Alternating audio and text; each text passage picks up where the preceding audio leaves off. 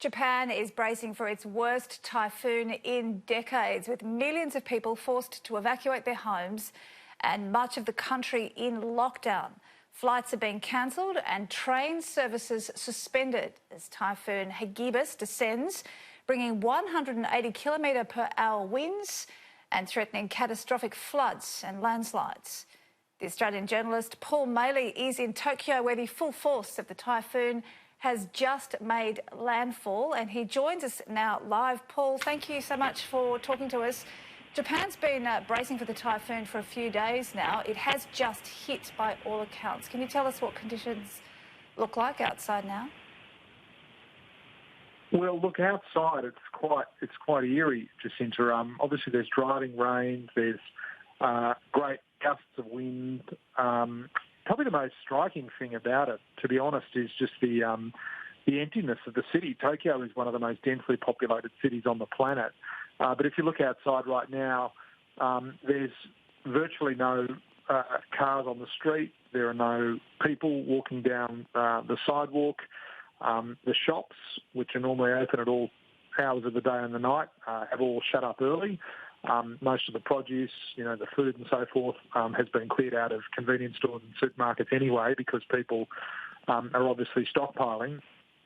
So it's really quite eerie, as you say. The planes have all been grounded, the trains aren't running.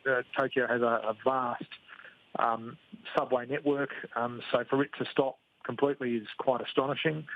The whole city is basically in lockdown, just waiting for the typhoon to pass. As you say, it made landfall at about 7 o'clock local time, which was about an hour ago, and it will batter Tokyo throughout the night. Have people been pretty anxious about this build-up now that it's finally hit? Look, I think people have been, to a degree, tense. I mean, the Japanese are extremely well-organised and industrious people. They've been planning for this for the last 24 hours. Hotels have been issuing warnings. Every sort of hour or so, your phone, even if it's sort of on silent or in sleep mode, will kind of buzz into life as the Japanese government send through these text messages warning you about local conditions. Unfortunately for us, those messages are in Japanese, so it's a little bit difficult for us to read them. But most of the damage thus far seems to have occurred outside of Tokyo, where there's been flooding, there's been landslides, as you observed in your report.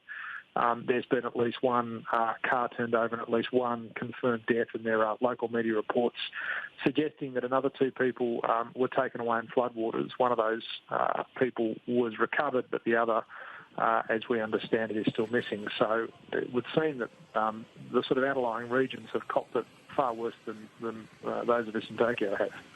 Yeah, as you say, Tokyo not the worst hit, and in coastal towns, millions of people have been told to evacuate. The Prime Minister's even urging people to do that as soon as possible and to not delay. There's been evacuation centres set up, we understand, along coastal towns. Are people paying heed? Is that your understanding? Sorry, say that again. Are people evacuating? Are they paying heed to those warnings? Yeah. They are, yeah. I mean, I think at least 400,000 people have already been told to evacuate. Some local media are reporting that as many as 5 million people might be evacuated, or 10 million people, I think I read on one site, could be evacuated, depending on how bad it gets. So, yeah, I mean, the evacuations will be extensive, and we'll see. And as you say, a lot of the local prefectures are setting up evacuation centres to house people who've been displaced. The Japanese, as I said, are very, very sort of efficient at this sort of thing. So I'm sure everything that can be done is being done. Paul, as you say, you're getting those warnings on your phones, which we imagine all the residents would be getting too. Authorities have issued the warnings are up to level 5, which is the highest you can get. What information are you and people getting about what to expect in the coming days? Look, not a lot, to be honest. I mean, most of the information that we're getting here is from local media. You've got to sort of search local media sites to get the information. The government, as I say, is sending out these text messages, but we can't read them, so we're sort of putting them through Google Translating and getting as information, what information we can. But from what I was reading earlier, I think it's expected to pass within, or the worst of it will pass within 12 to 24 hours, and flights, we hope, should resume late tomorrow, if not Monday.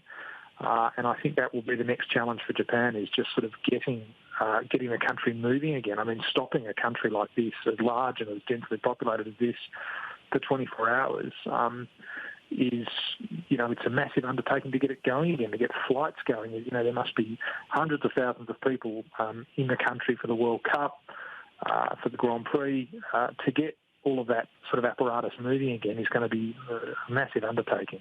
Yeah, and how are those sporting fans taking this? Do you know? Had any reports? Look, I think they're taking it in good stride. I mean, the mood is quite upbeat. In my little hotel, I mean, everybody in the hotel seems to be down in the lobby. People are sort of drinking beer and heating up food and playing cards, and the mood is quite, it's quite upbeat. But as I say, we're not sort of in the guts of it. We haven't been sort of hit hard yet, and we're in a big, built-up, well-developed and well-protected city. I mean, in the outer regions, it's probably much worse. But so far, I think the mood, certainly among the expats, is pretty good, and we have a great deal of faith in the ability of the Japanese to handle it. All right, well, we will let you get back to your little bunker there and keep safe. Thank you so much for your time. My pleasure, Jacinta.